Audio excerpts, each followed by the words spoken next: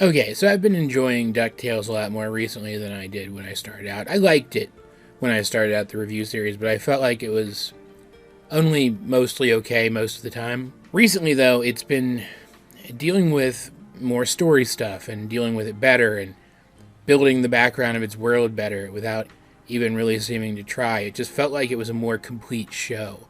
And even though the story of this episode was so simple, it definitely feels like this episode carried that forward. In this, when Beakley, Webby, and Donald all run away from the manor because it's Scrooge's birthday, and I guess he gets really grumpy on his birthday because he hates parties now ever since his favorite butler, Duckworth, died. Duckworth, who threw the best parties. And, man, Duckworth is a character from the original show. And he was a pretty prominent character because the moment I heard his name, I'm like, oh, that guy. And I remembered him pretty much completely, even though I haven't really seen a ton of the original show. But until he was mentioned, I didn't even notice he was missing from this one. Like, it's so weird. And he's just straight up dead. He's dead since before the show started in this version, which I'm thinking, man, that sucks. That's a whole character that we could have gotten that we're just never going to get. Boy, was I wrong. Because, of course, the boys decide they have to throw Scrooge a party, but they only have an hour to do it.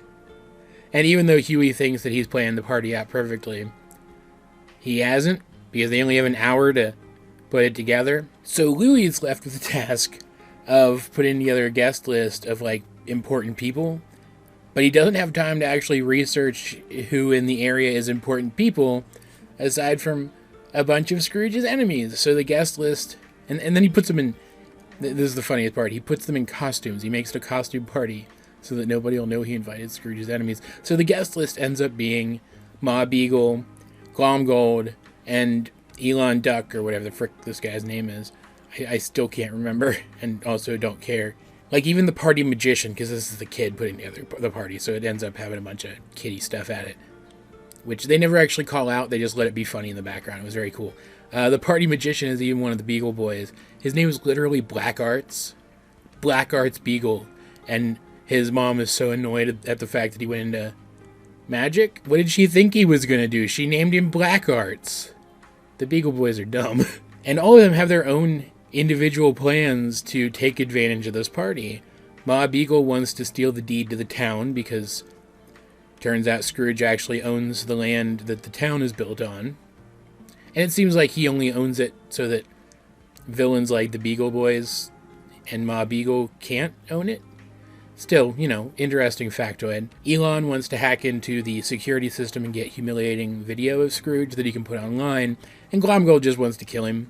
And the montage of seeing the various ways that Glomgold tried to plan out how he was going to kill Scrooge and ended up almost killing himself with each individual method was one of the funniest things I've ever seen in my life.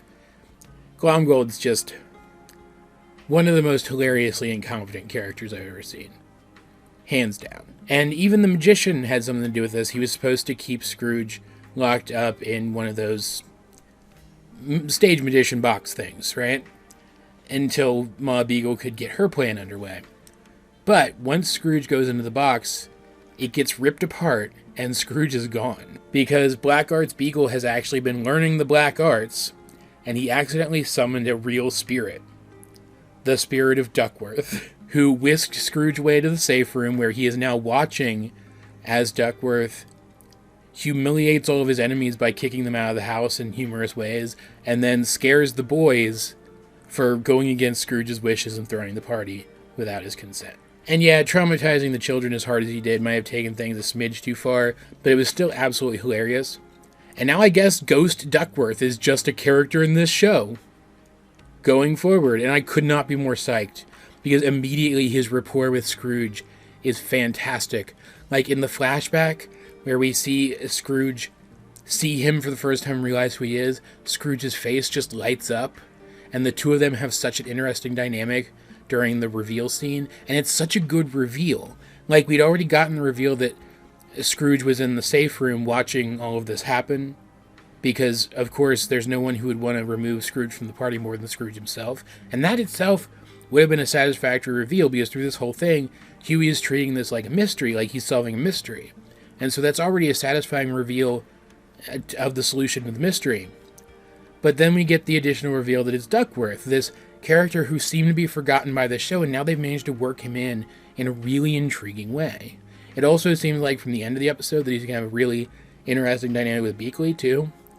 I'm so excited by this change to the status quo, and I hope that the indicator at the end that he's going to stick around is accurate. Like, there's not much more to say about this one. I guess I could mention the fact that the villains, when they're in this downtimey situation and just kind of chilling out with the group, actually have a really interesting rapport with the boys and each other, too. Like, you can tell there's more to their characters than just being bad guys. They're actually interesting people in themselves, especially Ma. Ma Beagle came off as a very interesting character in this. Like, even though Glomgold flat out says that he wanted to kill Scrooge at the party, they do kind of come off more as like rivals to Scrooge than outright enemies, in terms of their dynamic here at least. And I do like that kind of thing a little better than the like murderous nemesis kind of thing, right? There was also this recurring bit throughout the entire thing where Dewey's dressed up like a member of Daft Punk and can't get the helmet off, and so he has to talk through like sound effects and like digital faces on the helmet the whole time. It was pretty good, and was made even better by when he finally gets the helmet off, his reaction to getting the helmet off, which I won't spoil for you. It was just a good, simple, but fun and funny episode that gave us some character dynamics that I don't expect we'll get to see again in the show, at least not often, and brought in a new character who's not really a new character that I never expected to see in this show, and fit him right in and made it feel like he was always supposed to be here. And I don't think I actually mentioned the title of this one yet, but the title of this one is literally McMystery at McDuck McManor, which just tells you this was going to be kind of goofy, and I really appreciate it for that. So, as per usual, I'd like to know if you have seen the DuckTales reboot episode, McMystery at McDuck McManor. What did you think of it? Let's get a discussion going in the comment section down below. And while you're down there, you might as well like the video, share it with anyone else you think would enjoy my content, subscribe if you haven't. You can also check out links to my various social medias, as well as the many ways you can help out the channel. Those will be in the video description. But either way, this has been AJ22, and I will talk to you guys later.